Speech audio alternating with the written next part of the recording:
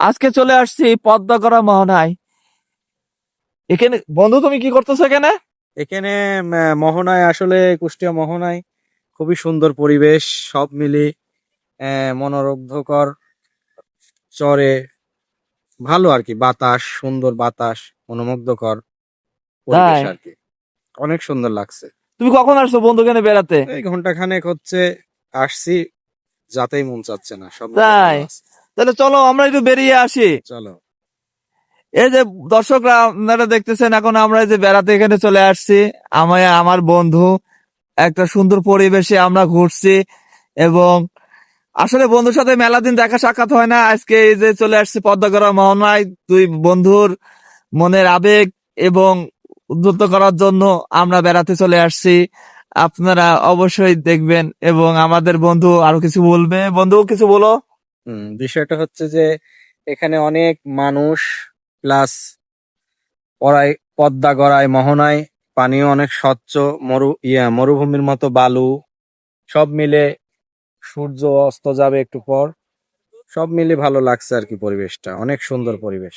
তা আমরা তো দুই আল্লাহ বন্ধু চলে শুক্রিয়া। আসছি, আপনারাও চলে আসেন। সবাই চলে আসুন, আপনাদের সবার দাওয়াত।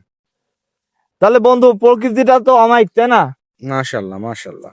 আমরা কন্টেন্টের মাঝে মাঝেও আমরা বেড়াতে আসতে পারি এসব জায়গাতে, যে জায়গাগুলো আসলে আমরা মন ভালো হয়ে যায়, সব মিলে কাজে কর্মে মন বসে, এই তো সব মিলে ভালো হয় আর কি। তাহলে রিল্যাক্স করার মতো পরিবার সহ আসা কি যায়? হ্যাঁ, এখানে সব মিলি পরিবেশ ভালো আছে, রিল্যাক্স করার জন্য পরিবার পরিজনদের নিয়ে এখানে আসা যায় আমি মনে করি। অনেক সুন্দর,